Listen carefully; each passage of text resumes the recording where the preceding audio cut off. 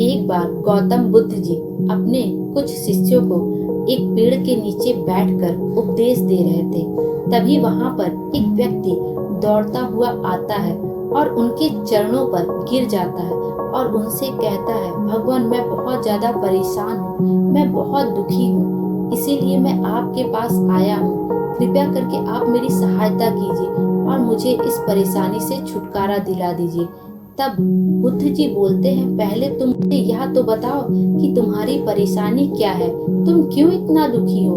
तब वह व्यक्ति बोलता है, भगवान, मुझे आलस बहुत आता है, मुझे हर काम में आलस आता है, मैं कोई काम करना ही नहीं चाहता हूँ। तब बुद्ध जी उससे बोलते हैं, क्या तुम्हें पता है कि तुम्हें आलस क्यों आता है और तुम्हें क्यों लगता है कि तुम आलसी हो। वह कहता है, मुझे ही नहीं भगवान, मेरे परिवार, रिश्तेदार, पड़ोसियों, यहाँ तक कि मेरी पत्नी को भी लगता है कि मैं आलसी हूँ और मुझे इनके कारणों के बारे में बिल्कुल नहीं पता कि मुझे आलस क्यों आता है। मुझे नहीं पता, कृपया करके आप मुझे बताइए, समझाइए कि मुझे इतना आलस क्यों आ सकता हूँ। तब गौतम बुद्ध जी कहते हैं, तुम थोड़ा शांत हो जाओ, धीरज रखो, मैं तुम्हें बताता हूँ इनके कारणों के बारे में और उससे तुम्हें इन आलसीपन के आदत से तुम्हें छुटकारा भी मिल जाएगा। तो तुम मेरी बातों को ध्यान से सुनो। तो वो व्यक्ति बोलता है, हाँ गुरुजी, मैं आपकी बातों को बहुत ध्यान से सुनूंगा और उसे अपने जीवन में उतारूंगा भी। तब गौतम बुद्ध जी बोले, आलस्य एक मानसिक अवस्था है, एक विचार है जिसे जाने अनजाने में हम खुद ही जन्म देते हैं। आलस्य दो मूलभूत कारणों की वजह से ही जन्म लेता है, एक है शारीरिक और दूसरा है मानसिक। शारीरिक कारणों में पहला कारण वह है गलत तरह का भोजन करना। हम सभी जानते हैं कि हमारे शरीर को भोजन से ऊर्जा मिलती है और यह ऊर्जा सजीव चीजों से मिले तो बहुत अच्छा, यानी कि प्राकृतिक रूप से जो हमें भोजन की वस्तुएं प्राप्त होती हैं उनसे अगर यह ऊर्जा मिले तो हमारा शरीर इससे अच्छी ऊर्जा प्राप्त करते हैं। इसके विपरीत यदि हम मांस मदिरा का सेवन करते हैं तो उससे हमें नकारात्मक ऊर्जा मिलती है, इससे भी हमें आलस्य आता है। और दूसरा कारण है हमारी शारीरिक गतिविधियां भी हमें आलस्य के चुंगल में फंसा सकती हैं। गौतम बुद्ध ने आलसी व्यक्ति को अपने शिष्यों की तरफ इशारा करते हुए कहा, देखो, इनके चलने फिरने बैठने के तरीकों में तुम्हें कुछ अलग नजर आ रहा होगा। तब वह आलसी व्यक्ति कहता है, भगवान, मुझे कुछ भी समझ नहीं आया कि इनमें क्या अंतर है। तब गौतम बुद्ध ने उससे कहा, मेरे शिष्य जब भी बैठते हैं तो वे रीढ़ की हड्डी को एकदम सीधा रखते हुए बैठते हैं। चलते हैं तो उनके दोनों पैरों के बीच में अच्छे से संतुलन बना रहता है और जब वह सोते हैं तो उनका शरीर एकदम शिथिल रहता है। ऐसा करने से उन्हें रात्रि में एकदम सही से नींद आती है। आलसी व्यक्ति बोला, लेकिन नींद तो आलस का ही एक स्वरूप है ना। बुद्ध बोले, हाँ, अगर उसे ज्यादा मात्रा में लिया जाए तो। बुद्ध ने कहा, इस बात को, नींद कम मात्रा में लोगे तो तुम्हें अगले दिन थकान महसूस होगी और ऐसा करने से ज्यादा आलस्य शरीर में आएगा। नींद ज्यादा लोगे तब भी यही परिणाम होगा। इसलिए नींद को ना ज्यादा ना कम, एकदम सही मात्रा में लेना अति आवश्यक है। आलसी बोला, हाँ हाँ गुरुवर, मैंने भी यह अनुभव किया है कि मैं जब कम मात्रा में नींद लेता हूँ तब मुझे दूसरे दिन और भी अधिक आलस आता है और जब मैं अधिक सो लेता हूँ तब तो मेरा और भी उठने का मन नहीं करता है। तब गुरुवर बोलते हैं, देखा, नींद को सही मात्रा में लेना कितना आवश्यक है। अब मैं तुम्हें आलसीपन के मानसिक कारणों के बारे में बताता हूँ, वह भी जान लो। मानसिक कारणों में जो सबसे पहला कारण वह है हमारी पुरानी गलत धारणाएं। अक्सर ऐसा होता है कि हम पहले जिन कामों में असफल हो चुके हैं, हमारे अंदर ऐसी भावनाएं बन जाती हैं कि हम उस काम में हमेशा असफल होते रहेंगे, जिस वजह से हमेशा हम उस काम को करने में आलस करते रहते हैं। ऐसी धारणाओं से छुटकारा पाने का एकमात्र उपाय यह है कि हमें अपने मन को यह समझाना चाहिए कि पिछली बार जब हम उस काम में असफल हुए थे तब हम उसके बारे में जितना जानते थे अब हम उस काम के बारे में उससे अधिक जानते हैं, क्योंकि असफल होने के बाद हम उससे काफी कुछ सीखे भी तो हैं। बुद्ध बोले, दूसरा कारण है आलसी और कामचोर लोगों की संगत।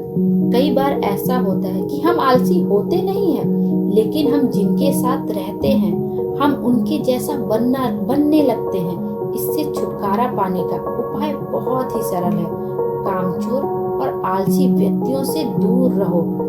ऐसे व्यक्तियों के संगत में रहो जो अपने काम को बड़ी लगन से करते हैं और तुम्हें कुछ सिखा पाए। ऐसे लोगों के साथ रहने से क्या फायदा जिनकी वजह से हम अपना पूरा काम भी नहीं कर पा रहे हैं और हमें आलस दिन पे दिन घेरे ही चला जा रहा है। हम अपने काम को टालते ही जा रहे हैं, पूरा कर ही नहीं पा रहे हैं। अब मैं तुम्हें तीसरा कारण बताता हूँ। आलस आने का जो सबसे बड़ा तीसरा कारण है वो है काम को कल पर टालते रहना। यह कारण इतना शक्तिशाली है कि इससे बमुश्किल ही कोई बच पाता है। यदि हम अपने काम को कल पर टालना छोड़ दें तो हमें कभी आलस आएगा ही नहीं। यह कारण तो किसी भी व्यक्ति को बर्बाद कर सकता है। इससे बचने का सबसे आसान उपाय है जो काम जितनी जल्दी संभव हो उतनी जल्दी कर दिया जाए। वैसे भी कहा गया है, काल करे सो आज कर, काल करे सो आज कर, आज करे सो अब, पलले पलले होएगी बहुरा करेगा कब। तो इसको ध्यान में रखिए और अपने काम को जितनी जल्दी हो सके उतनी जल्दी करने की कोशिश करिए। और जो सबसे इम्पोर्टेंट काम हो उसको तो सबसे पहले ही कर लेना चाहिए, जिससे हमारा और अधिक काम करने में मन लगे। अगर हम अपने सबसे इम्पोर्टेंट काम को हमेशा टालते रहते हैं, जो हमारा सबसे पहला काम होता है और टफ भी होता है, हम उसको सोचते हैं कि चलो अभी बाद में कर लेंगे, लेकिन वह बात कभी आता नहीं और फिर इस एक इम्पोर्टेंट काम की वजह से हमारा मन भी सुकून में नहीं रहता है, क्योंकि हम तो उस काम को टाल दिए हैं और हमें वह काम करना बहुत आवश्यक होता है। इसलिए काम को जितनी जल्दी हो सके पहले कर लेना चाहिए। गौतम बुद्ध जी उस व्यक्ति से कहते हैं, चलो मैं तुम्हें एक बात समझाता हूँ। मान लो तुम किसी रेगिस्तान में फंस गए हो और तुम्हें प्यास लगी, तो तुम क्या करोगे? आलसी व्यक्ति बोला, मैं जल्दी ही रेगिस्तान के आसपास कोई गांव की तलाश करूंगा या ऐसी जगह की तलाश करूंगा जहां पर मुझे पानी मिल सके। गौतम बुद्ध बोले, अगर तुम्हें काफी देर ढूंढने पर भी पानी ना मिला तब तुम क्या करोगे? आलसी व्यक्ति बोला, मैं तब भी अपनी तलाश जारी रखूंगा, क्योंकि ऐसी परिस्थिति में मेरे पास कोई और दूसरा विकल्प तो होगा ही नहीं। अगर मैं पानी नहीं ढूंढूंगा तो मैं रेगिस्तान में प्यासा ही मर जाऊंगा। इसलिए मुझे अपनी कोशिश तो करनी ही पड़ेगी और कोशिश करने वालों की तो कभी हार नहीं होती है। गौतम बुद्ध जी कहते हैं, बिल्कुल सही। और यही है मानसिक स्तर पर आलस्य का चौथा कारण, किसी भी निश्चित लक्ष्य का ना होना। यह भी आलस्य की ओर लेकर जाता है। जब आप रेगिस्तान में फंसे होने पर पानी की तलाश करते ही रहते हैं और अंत में आपको पानी मिल भी जाता है, इसी तरह आपके पास अपने जीवन में भी एक निश्चित लक्ष्य तो होना ही चाहिए। तभी आप उस मार्ग पर आगे बढ़ते रहेंगे और अपने लक्ष्य को पा लेंगे और आपको आलस भी नहीं आएगा। अब आप सुनिए 5वें कारण के बारे में गौतम बुद्ध जी क्या बताते हैं। सोचो कि तुम्हारे पास काफी सारे सोने की मोहरे हैं जो तुम्हें एक जगह से दूसरी जगह पर लेकर जाना है। तुम चलते चलते थक जाते हो और किसी पेड़ के नीचे बैठ जाते हो और तभी तुम्हें दूर से तुम्हारी तरफ दौड़कर आ रहे डाकू दिखाई देते हैं। तो तुम क्या करोगे? क्या तुम आलस करके वहीं बैठे रहोगे या ऐसी परिस्थिति में तुम वहां से उठकर दौड़ने लगोगे? आलसी व्यक्ति बोला, जी मुझे वहां से दौड़ना ही पड़ेगा, नहीं तो मेरी जान और सोने के मोहरे दोनों खतरे में पड़ जाएंगी।